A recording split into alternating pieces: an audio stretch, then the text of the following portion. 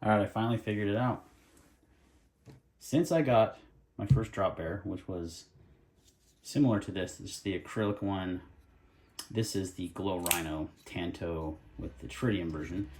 But I had the original acrylic one, just I wanted to try out the drop bear. It had so many good reviews. It was so highly regarded in the community, and they came out with a budget line. So I was like, yeah, let's try it. Absolutely love it. Since kind of going in that rabbit hole, I've been looking for essentially this model, which is the what they call the panda bear. They call the original one of these the drop bear, or not drop bear, polar bear, because it's like all AC looking, right? And then they dropped the panda bear, and the panda bear sold out pretty quick, hasn't been available that I know of. I've looked on eBay, haven't been able to find anything. None of the websites have them. So the only difference is it has the same acrylic clear handle with a black blade and black hardware. Now this thumb stud is actually supposed to be satin, and I can always change these out. They're easy, but I just finally, so backstory, I've been trying to recreate this model. So the next one I bought was the carbon fiber lightweight kind of version, because I thought, oh, you know, it's got a black blade, black hardware, it's probably the same. It's completely different. This has partial liners, it's quite a bit thinner, so the scales don't swap over. I tried, it does not work. So do not buy this model if you want to try to recreate a model. It's not compatible with any other models except the other lightweight version, and I think, and I'll update this video probably in a few days, the new purple acrylic one has partial liners. The nice thing about that is it lightens the knife up quite a bit, and it just feels really, really good, and it's like quite a bit thinner too. So I actually love this version. So I kind of got it to kind of sacrifice to do a blade swap and all that stuff, and turns out really dig it. So then I said, okay, that doesn't work. What's next? You know, so I tried a micarta version with a black blade, too thick. The micarta, so the difference also is these have full liners, right? Most of the drop bears have full liners. The lightweights don't, but these ones all do. And I thought, oh, they got full liners, black, easy. I'll swap the micarta to the satin blade, and I'll put the acrylic on the black, and we're good to go. Micarta's too thick. The handle scales are too thick. It doesn't work. Had massive blade play. So I have tried a few different options here to recreate this. Finally thought, I bet the PEI version, you know, the P yellow version, is the same. It looked the same as far as pictures. It's very similar material. It's just yellow. You know, it's PEI. This is acrylic, but they looked the same. So ordered it and finally found what I was looking for. All this hardware was on this knife, and I just literally swapped it over. Like I said, thumb stud and everything. So finally recreated the polar bear. All these are budget versions, either Nitro V, steel, all of them. They're fantastic knives, guys. I love the drop bear. Like, it is one of my favorite knives ever. Like, it's the clutch lock system is adjustable. They just nailed this. It kills, in my opinion, any previous axis lock knife I've had. I just really, really prefer this. They do have a couple new models that are awesome too, but I love the drop bear. So finally was able to recreate. I had a post on the forum, like, does anyone know which ones work? And no one really did. So I'm making this video also not just to tell you, hey, I figured out how to make the polar bear, but that there is all of these different variations of the polar bear. In fact, there's way more than this. This is just the ones I have in hand. I bought this one. This is the Medusa carbon fiber, thinking S35. Thought maybe I could swap this over. Nope, this is too thick as well. This one measures in over a 1/2 inch thick. You can see it's got a thick handle, like, compared to especially like the lightweight. This one is just barely over 0.4 inches thick, quite a bit slimmer, which I actually really like. It feels great in the hand. These ones are slightly slimmer as well. These are closer to 0.5, but they're under 1/2 inch, and this one's over, and it just feels different in the hand. Like, I prefer the feeling of these over the premium one, only because they just went really thick on the carbon fiber. What I would love to see in the future, because I don't think this knife's going anywhere, and they have all these nice fat carbon versions available, and tons of collector ones, like Halloween editions, and a Beetlejuice one, and all kinds of crazy ones. But what I would love to see, Kizer, is for you to take the liners from this and use them in all the future drop bears, because it's partial. They're still They take up most of the knife still. They're not like Benchmade partial where they're just right here. They actually taper down right here. And you could do it with carbon fiber because carbon fiber is stronger, so it would actually eliminate a lot of that thickness and heft to the knife. This one's quite a bit lighter as well. This is like 30-something ounces. So I just got this one in, and I don't know if I'm going to keep it because as nice as the carbon fiber is, the beautiful Medusa, you know, that Medusa fat carbon, it's kind of exclusive to Kizer, and it says 30. All right, so here's a few other variations of the drop barrel. We already looked at the lightweight carbon fiber. There's also this new purple version that is the lightest of all of them. It weighs only 2 ounces, which is crazy. It has the partial liners like the carbon fiber. I'm actually going to take it apart and just verify. But this handle material being like plastic, the, you know, similar to the acrylic, it's like a purple acrylic essentially, and similar to the this guy, the PEI.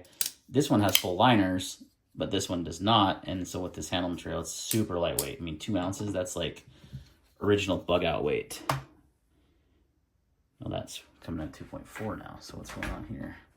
I just waited a minute ago and it was 2. Let's try that again. Okay, so it's 2.4, 2.5. So it's a little bit heavier than I thought, but still extremely lightweight. So if you want the lightest version, this purple one, it's available on Amazon. It was on sale during the spring sale for $50. I don't think it's much more though normally, but I'm gonna swap these and see if the scales fit and everything. This is the OG aluminum version. This one probably comes in somewhere in between as far as weight goes. So let's see. We don't want grams. Come on. The scale's being super finicky today. So the OG aluminum is 3.6 ounces, sorry. So, you know, all kind of all over the place. What did I say the carbon fiber one was? Same. Well, 3.4. This is slightly lighter. So this is actually the heaviest version of the knife. All of them are very lightweight though still. But I believe the thickness is slimmer on this one. So let's measure that. As far as handle thickness goes. So this one comes in at, yeah, 0.46. So it's the same as like the PEI versions and stuff. So only the carbon fiber one is a little bit chunky as far as the handle is concerned, just over ½ an inch, which isn't bad. A lot of people consider that to be normal, but you can definitely feel the difference. I prefer the little bit slimmer ones, like I said. So let's see if we can swap these scales over. Okay, so knife on the left is the purple. This is the carbon fiber. They should, it looks like the liners are identical. Let's look at the scales. Yeah, that cutout looks to be the same. So this must be the direction they're going with the new models, which I'm for. It's great. So yeah, you could, if you wanted to, swap the carbon fiber in the purple with the black, and you have this cool purple black translucent. This is actually a variant that they did make. I think the last one I saw was on eBay though. I don't think they're currently available to buy, but if you wanted to, you could swap that purple over onto the black blade. The thumb studs do remove, but they are a lot harder to do than the Madrack that I just did. They don't just come out very easily. I had to kind of finagle one, and I couldn't even get the blue ones off. So it's hit or miss on the thumb studs because I would want to switch the purple thumb stud over. I'll give that a try, see what happens. But just as a heads up, these are the two lightest models. You can see they have partial liners versus the full liners. You can even just, I don't need to take the scale off. You can just see the full liner goes the full length of the scale on all the other versions. On these ones, it does not, which I don't think it needs full liners. So I like this version better personally because it's going to make everything lighter. All right, guys, so here's all the drop bears in my possession currently. This one is the lightest because this PC, I'm assuming it stands for polycarbonate handle, is not nearly as like, there's a lot more flex. Like if you can see here, like if I can kind of flex the scales versus like I'm not gonna be able to flex the PEI or the acrylic because obviously full liners, but the lightweight carbon fiber G10 has like no flex and it's light, and I would go this route if you want a lighter version of the drop bear. The purple looks cool and it's translucent like the acrylic, but it's not acrylic.